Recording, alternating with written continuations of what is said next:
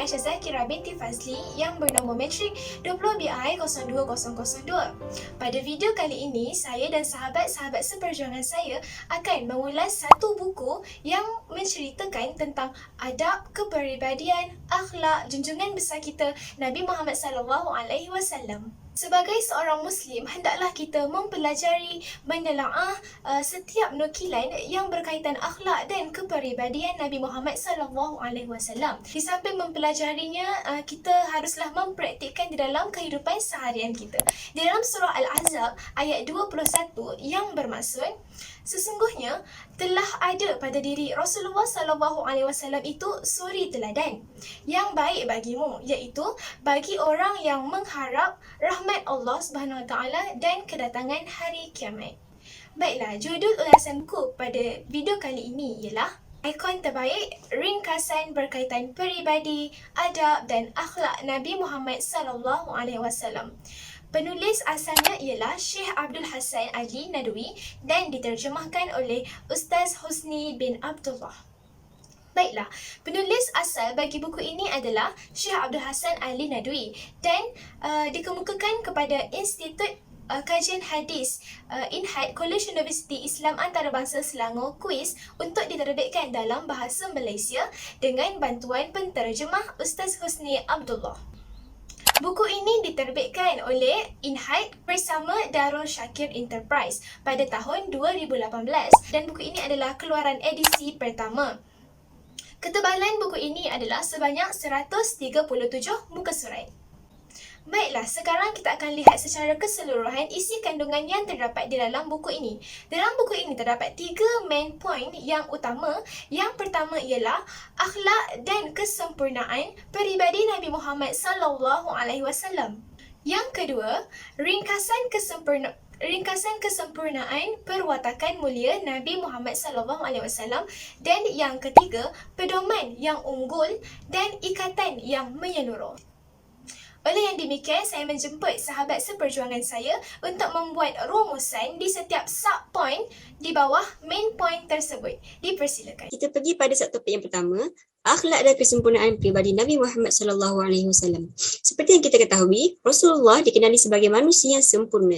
Tidak kira sama ada rupa, fizikal, akhlak dan semuanya adalah sempurna. Sebuah tingkah laku baginda ada di dalam Al-Quran. Dari segi pertuturannya yang sangat sopan, tingkah lakunya yang baik dan sebagainya, semuanya adalah sama dalam Al-Quran. Kita pergi pada sifat fizikal dan perwatakan Nabi. Mula sekali kita pergi pada sifat fizikal. Rasulullah mempunyai rupa paras yang bersinar-sinar umpama bulan purnama pada waktu malam. Berkata Al-Bara' ibnu Azib telah menceritakan tentang baginda dengan berkata, kana Rasulullah sallallahu alaihi wasallam marbu'an wa qad ra'aituhu fi hulatil hamra ma ra'aitu syai'a quttu ahsana min. Rasulullah adalah seorang yang sederhana ketinggiannya. Aku pernah melihat baginda berpakaian merah, tetapi tidak pernah aku melihat kecantikan seumpamanya. Maknanya kat sini Rasulullah itu sangat indah di mata kita. Berkata Abu Hurairah pula, Rasulullah SAW adalah sederhana ketinggiannya, putih mulus kulitnya, hitam janggutnya, indah gigi depannya, lebat bulu keningnya, bidang dadanya. Aku tidak pernah melihat seseorang sepertinya sebelum dan selepas baginda. Berkata Anas pula, tangan Rasulullah jauh lebih lembut berbanding kain sutera. Manakala tubuh badan baginda merupakan haruman yang lebih wangi berbanding pewangi. Kita pergi pula pada perwatakan Nabi. Berkata Hindi ibnu Abi Halah radhiyallahu an menceritakan bahawa Nabi ini seorang yang perhatian, berpandangan jauh, sentiasa diam, tidak akan bercakap sekiranya tiada keperluan, bertutur dengan sepenuh hati, pertuturannya itu penuh makna dengan mutiara-mutiara kata. Kata-katanya adalah benar dan tidak berlebih-lebihan atau tidak terlalu ringkas. Baginda ini tidak pernah menghina nikmat yang ada di depan mata dan tidak pernah mencela makanan atau memujinya. Sekiranya baginda marah, baginda akan berpaling pergi dan tak akan kembali. Tapi sekiranya baginda sedang gembira, baginda akan mendudukkan pandangannya. Jadi mesti kita nak tahu kan macam mana ketawa baginda. Ketawa baginda ini adalah berbentuk senyuman yang menyelahkan gigi baginda, seakan-akan butiran embun yang bersinar tanpa mengeluarkan suara yang berdekah-dekah. Selanjutnya kita pergi pada tanggungjawab Nabi kepada Allah. Meskipun Rasulullah ini dianugerahkan oleh Allah dengan kemuliaan sebagai Rasul. Namun baginda ini kuat beribadah kepada Allah. Berusaha bersungguh-sungguh untuk melaksanakan segala tuntutan Allah dengan penuh kecintaan Nabi kepada Allah. Menurut Al-Mughirah bin Syu'bah radhiyallahu anhu, dia berkata Nabi bangkit untuk beribadat pada malam hari hingga bengkak kakinya. Lalu Nabi ditanya, "Wahai Rasulullah, mengapa engkau berbuat demikian sedangkan Allah telah mengampuni dosamu yang lalu dan yang akan datang?" Baginda menjawab, "Apakah aku tidak boleh menjadi hamba-Nya yang bersyukur?" Menurut Aisyah radhiyallahu anha, Nabi SAW akan tetap bangun beribadah pada malam hari walaupun dengan hanya membaca satu ayat Al-Quran dalam solatnya. Nabi ini merasa sangat terhibur ketika melakukan solat kerana Nabi ini dapat berinteraksi dengan Allah Taala dan lebih menyukainya daripada perkara lain. Sebenarnya kita tengok pada pandangan Nabi terhadap kehidupan dunia. Pandangan Nabi terhadap wang ringgit, dulu kita panggil sebagai dinar dan dirham, dan harta benda seumpama melihat kepada tanah, batu dan pasir yang tidak bernilai. Nabi ini lebih pemurah dalam melakukan kebajikan. Dari Anas radhiyallahu anhu berkata, Nabi Muhammad telah diberikan 90,000 dirham yang dihamparkan di atas bidang tikar. Baginda bahagikannya tanpa menolak untuk diagihkan permintaan tersebut sehingga semuanya habis. Kezuhudan baginda terhadap dunia ini, ketika baginda menunaikan haji terakhir bersama sebilangan besar umat Islam, baginda menguasai semenanjung tanah Arab. Baginda hanya menunggang unta yang kurus dengan memakai pakaian yang bernilai kurang dari 4 dirham. Ketika itu, baginda berdoa, "Ya Allah, jadikanlah amalan haji ini bersih daripada sifat menunjuk-nunjuk dan berbangga-bangga. Ya Allah, sesungguhnya ganjaran yang sebenarnya untukku hanyalah ganjaran pada hari akhirat." Nabi hanya berfikir tentang akhirat sahaja tanpa memikirkan dunia lebih daripada akhirat. Akhir sekali kita tengok pada pergaulan baginda dengan orang ramai. Apabila Rasulullah berjumpa dengan orang ramai, baginda akan sentiasa ceria, wajah berseri-seri, bertanya khabar, bergaul mesra serta melaksanakan segala tanggungjawab kepada mereka yang berhak, iaitu kepada kita panggil rakyat Nabi pada ketika itu. Baginda juga seorang yang sangat berlapang dada. Kerana apa? Kerana baginda akan bergaul senda bersama para sahabat, melayangkan renah anak-anak sahabat, serta Nabi menerima jemputan daripada semua orang, sama ada mereka yang merdeka, hamba sahaya dan juga orang miskin. Akhir sekali, Nabi tidak membebani jemaah solat. Walaupun baginda suka melakukan solat, baginda akan memendekkannya jika terdengar tangisan kanak-kanak. Terdapat satu riwayat bahawa baginda pernah berkata, "Sesungguhnya ketika aku berdiri menunaikan solat dan aku ingin memanjangkan solat tersebut, kemudian aku terdengar suara kanak-kanak menangis. Maka aku ringkaskan solat itu kerana aku tidak suka menyusahkan ibunya." Jadi di sini kita dapat lihat bahawa Nabi ini seorang yang prihatin terhadap sekeliling. Jadi disebabkan keprihatinan Nabi itu, jemaah solat tidak akan merasa beban ketika solat berjemaah walaupun di masjid. Saya Nabiha Salehah binti Roslan, nombor metrik 20BI 02001. Baiklah, bab seterusnya akan saya ulas ialah keseimbangan fitrah dan kesucian cita rasa. Di dalam bab ini, penulis menerangkan bagaimana Nabi Muhammad SAW menyeimbangkan kehidupan baginda. Walaupun baginda seorang rasul, namun baginda tidaklah memilih untuk hidup secara zuhud yang melampau sehingga menghalang diri sendiri daripada mendapat hak-hak yang sewajarnya. Penulis juga menyatakan hadis daripada Abu Hurairah radhiyallahu anhu, Rasulullah SAW bersabda yang maksudnya, ajaran Islam itu mudah, maka tidak ada yang menyempitkannya kecuali dia tidak mampu melakukannya. Maka bersederhanalah, berbantulah, permudahkanlah dan lakukanlah amalan di waktu pagi, petang dan malam. Jika diberi antara dua pilihan, maka Nabi Muhammad akan memilih salah satu yang paling mudah. Turut diakui juga bahawa Nabi Muhammad seorang yang sangat suci dan jauh daripada sebarang sikap kasar. Bab seterusnya ialah di rumah dan ketika bersama ahli keluarga baginda. Di dalam bab ini, penulis menerangkan berkaitan akhlak Nabi Muhammad SAW ketika baginda di rumah dan ketika baginda bersama ahli keluarga baginda. Nabi Muhammad SAW sering membantu isteri baginda dalam melakukan tugasan-tugasan rumah. Baginda juga sering memerah susu, membersihkan pakaian, menjahit kasut dan menjahit baju seperti mana yang dilakukan oleh manusia biasa ketika di rumah.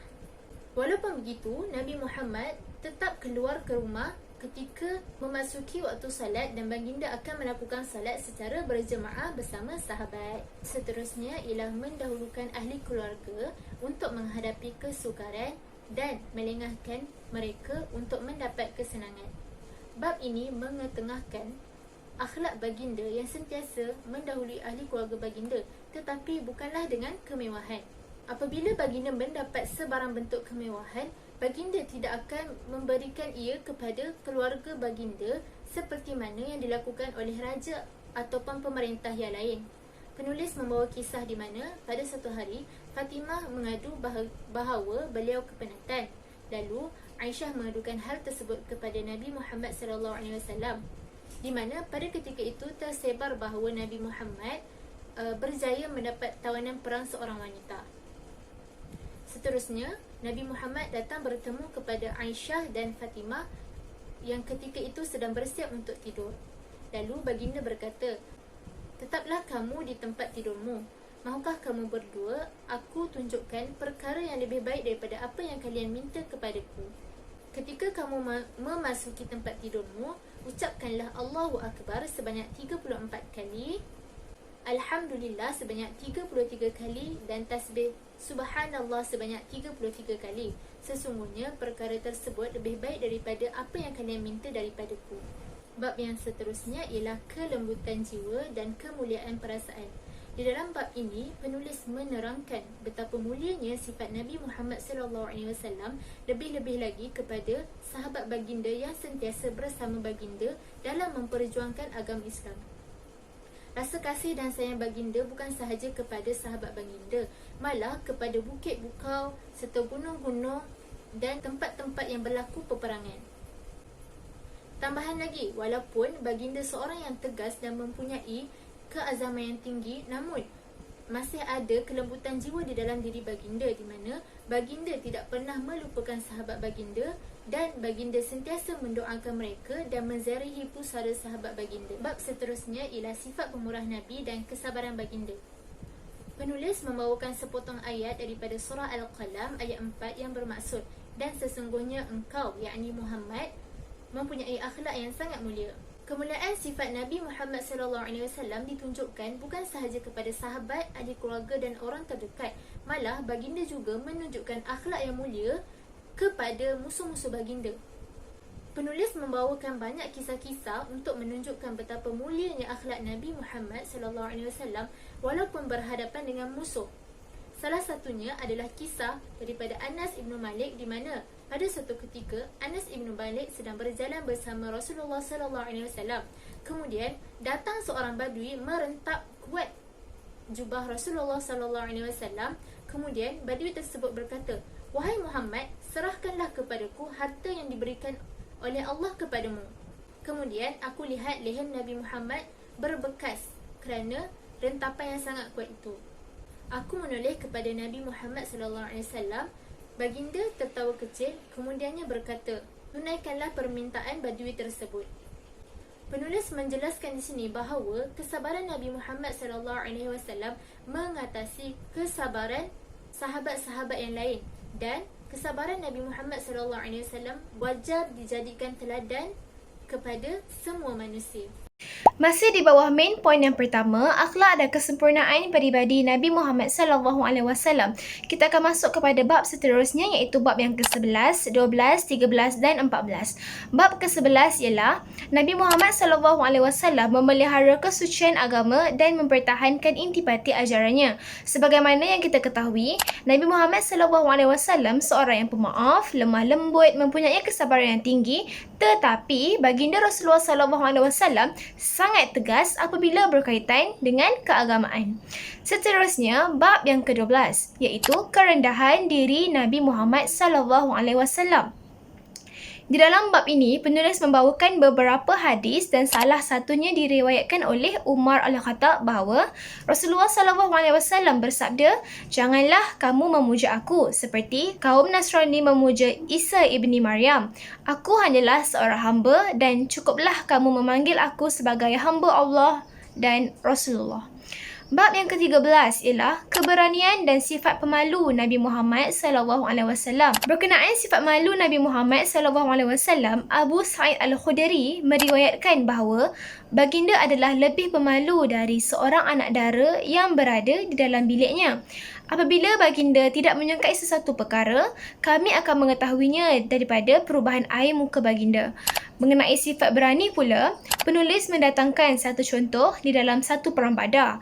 Para sahabat berlindung di sebalik Nabi Muhammad SAW dan baginda menjadi orang yang paling hampir dengan musuh.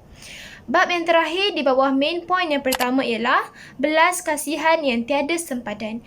Walaupun baginda Rasulullah SAW sangat berani, baginda mempunyai jiwa yang sangat lembut. Sebagai contoh yang dibawa oleh penulis ialah Ibnu Abbas menceritakan seorang lelaki telah merebahkan kambingnya dan tangannya sedang menajamkan pisau.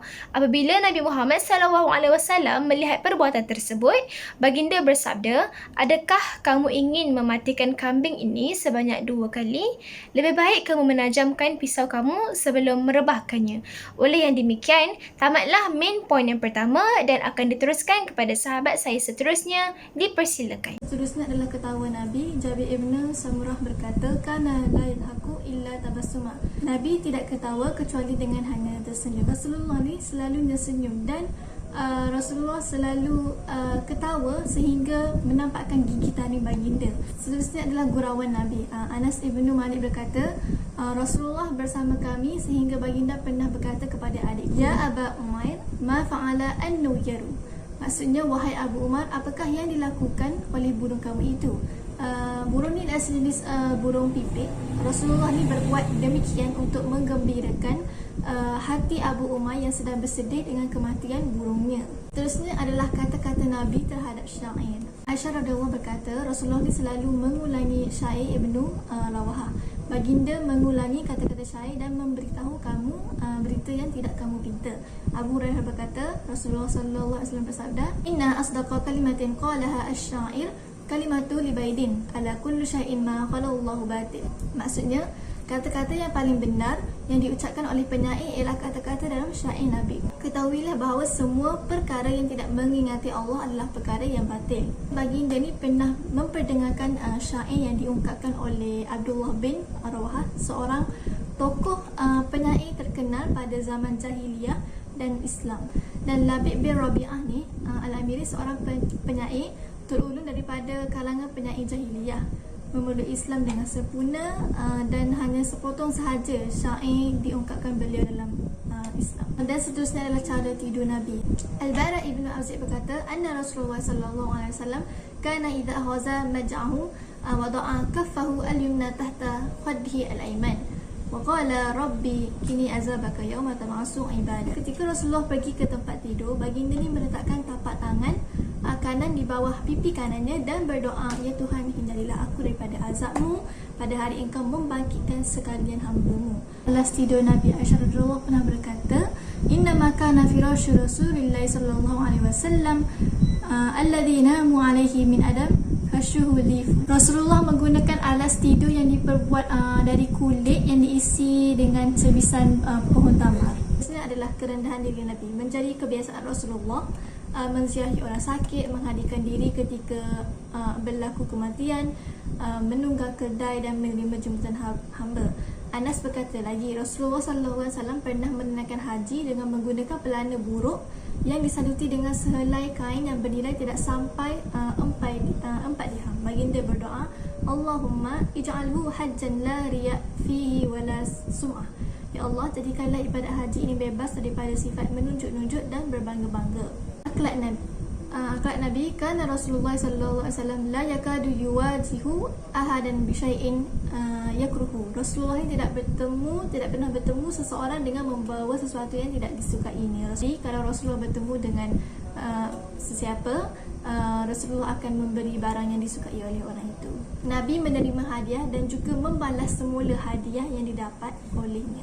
Sifat pemalu Nabi ini adalah seorang pemalu. Kana Rasulullah ashadda haya'an minal azra'i fi khidriha wa kana idza kariha syai'an arafnahu fi wajhihi. Baginda ini lebih pemalu daripada seorang anak dara yang berada di dalam biliknya. Apabila baginda tidak menyukai sesuatu perkara, kami akan mengetahuinya dari perubahan air mukanya. Seterusnya, ringkasan kesempurnaan perwatakan mulia Nabi. Lumrah sifat cinta yang telah diciptakan Allah Subhanahu wa taala dalam diri manusia adalah ingin mengikuti jejak langkah orang yang dicintainya dalam semua aspek. Maka atas asbab kecintaan, para sahabat meneliti dan mengikuti segala yang dilakukan oleh Nabi Muhammad sallallahu alaihi wasallam.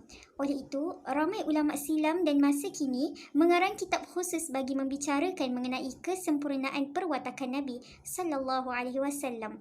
Antaranya kitab Asy-Syama'il karangan Imam At-Tirmizi, Syama'il Ar-Rasul sallallahu alaihi wasallam karangan Abi Al-Fida Ismail Ibn Kathir. Cara berjalan Nabi Muhammad sallallahu alaihi wasallam.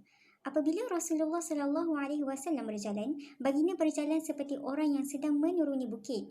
Dan apabila baginda ingin menoleh, baginda akan memusingkan keseluruhan badan baginda, dan baginda selalu menundukkan pandangannya dan pandangannya lebih banyak diarahkan ke bumi berbanding melihat ke langit.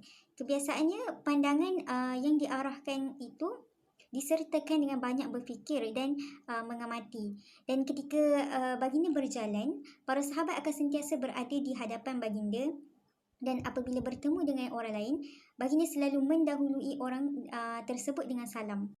Seterusnya, rambut Nabi Muhammad sallallahu alaihi wasallam. Rambut Nabi Muhammad sallallahu alaihi wasallam mencecah separuh telinga baginda. Dari Anas bin Malik, beliau berkata, "Kana sya'ruhu ila nafsi udhunai." Yang bermaksud rambut Nabi Muhammad sallallahu alaihi wasallam mencecah separuh daripada telinga baginda. Dan seterusnya, rambut Nabi baginda Muhammad sallallahu alaihi wasallam melebihi telinga tetapi tidak mencecah bahu baginda. Seterusnya, menyikat rambut baginda ke tepi dan tidak membiarkannya di atas dahi. Dan seterusnya, sentiasa merapikan rambut dan janggut dengan minyak. Dan akhir sekali, suka menyucikan hadas dari bahagian kanan anggotanya, begitu juga menyikat rambut serta memakai kasut. Pakaian Nabi Muhammad sallallahu alaihi wasallam. Ummu Salmah radhiyallahu anha berkata, "Kana ahabbu thiyabi ila Rasulillah sallallahu alaihi wasallam al-qamis," iaitu pakaian yang paling disukai oleh Rasulullah sallallahu alaihi wasallam ialah jubah. Celak Nabi.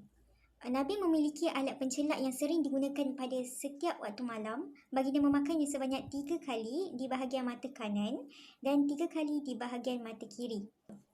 Kasut Nabi. Riwayat daripada Ibnu Buraidah dari bapanya berkata, "Anna Najasyi ahdalin Nabi sallallahu alaihi wasallam khuffaini aswadaini sadijaini falabisahuma thumma tawadda wa masaha alaihima." Yang bermaksud, An-Najasyi pernah menghadiahkan kepada baginda sallallahu alaihi wasallam sepasang khuf yang berwarna hitam pekat. Lalu baginda memakainya. Apabila berwuduk, baginda hanya menyapu di atas bahagian atas khuf tadi. Kemudian baginda melarang memakai sebelah kasut dan memulakan dengan kaki kanan dan menanggalkan dengan kaki kiri. Serban Nabi. Jabir berkata, "Dakhala an-Nabiy sallallahu alaihi wasallam Makkah yawm al-fath imamatan sauda." Yang bermaksud, ketika Nabi Muhammad sallallahu alaihi wasallam memasuki kota Mekah pada hari pembukaannya, baginda memakai serban cincin Nabi Muhammad sallallahu alaihi wasallam. Diriwayatkan bahawa Nabi sallallahu alaihi wasallam memakai cincin di tangan kanan baginda, dan baginda sendiri meminta untuk dibuatkannya sebentuk cincin. Baginda akan memanjangkan ekornya di antara kedua bahunya. Bismillahirrahmanirrahim. Nama saya Adlina Fakihah binti Abdul Rizam, nombor matriks 20BI 02027. Seterusnya, perwatakan Nabi dari segi kain baginda adalah pada paras betis supaya pakaiannya lebih bersih. Dalam hadis Ubaidah Ibnu Khalaf berkata, ketika aku sedang berjalan-jalan di Madinah, tiba-tiba seorang di belakangku berkata, "Tinggikan kain kamu kerana ia adalah lebih bersih dan boleh dipakai lebih lama." Aku mendapati bahawa orang tersebut Rasulullah. Maka aku berkata kepada baginda, "Wahai Rasulullah, ia adalah kain hitam yang biasa dipakai oleh orang." Sabda Nabi, "Tidakkah aku menjadi contoh teladan kepadamu?" Aku melihat ke arah baginda dan aku dapati labuh kain baginda adalah separuh betis. Seterusnya ialah cara Nabi makan. Di dalam hadis Abu Juhaifah, sabda Rasulullah ialah, Aku tidak makan sambil duduk bersandar. Seterusnya, baginda akan jilat jemarinya sebanyak 3 kali setelah selesai makan. Di dalam hadis Ka'ab ibnu Malik, doa Nabi sebelum dan selepas makan. Yang pertama adalah apabila hidangan disajikan, baginda akan membaca Alhamdulillahi hamdan kathiran tayyiban mubarakan fihi khairan muwadda'i wala mustaghna anhu rabbuna.